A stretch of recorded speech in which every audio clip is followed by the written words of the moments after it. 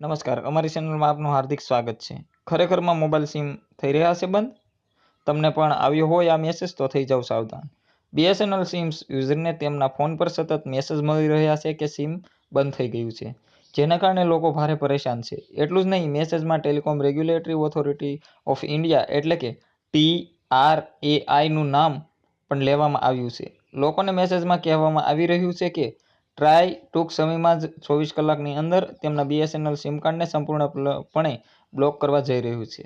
Sim card બંધ કરવાના પાછળનું કારણ KYC પ્રક્રિયા પૂર્ણ ન થવાનું કહેવાય છે. ટ્રાય એવા લોકોના સિમ કાર્ડ બંધ કરશે જેમની KYC પૂર્ણ થઈ નથી. આ સિવાય મેસેજમાં એક નંબર પણ આવ્યો છે જેના પર કોલ કરીને KYC પૂર્ણ કરી શકાય, જે પછી તમે તમારા સિમને સ્વિચ ઓફ થવાથી બચાવી શકશો. પરંતુ જો તમે અમારી વાત માનતા હોવ તો ભૂલથી પણ આવું ના કરો. આ એક છેતરપિંડીનો સંદેશ છે જે લોકોને હેરાન કરવા અને તેમની મહત્વની માહિતી મેળવવા માટે કરવામાં આવી રહી છે. આવા ફ્રોડ મેસેજથી સાવધાન રહો. તમને જણાવી દઈએ કે PIBએ આ મેસેજની હકીકત તપાસીને લોકોને જાગૃત કર્યા છે.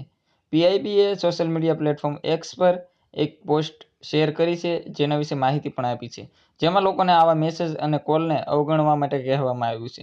આ સિવાય લોકોને મેસેજમાં ઉલ્લેખિત કોઈપણ નંબર પર કોલ કરવા પણ પ્રતિબંધ લગાવવામાં આવ્યો છે. આના કારણે તમારો મહત્વપૂર્ણ ડેટા ખોટા હાથમાં જઈ શકે છે અને ના જઈ શકે એટલા માટે PIBએ એક એવું સોપાન શરૂ કર્યું છે જેની અંદર આ પ્રકારના મેસેજને ફેક સાબિત કર્યો છે અને તમે છેતરપિંડીથી બચી શકો. આવા જ ન્યૂઝ જોવા અમારી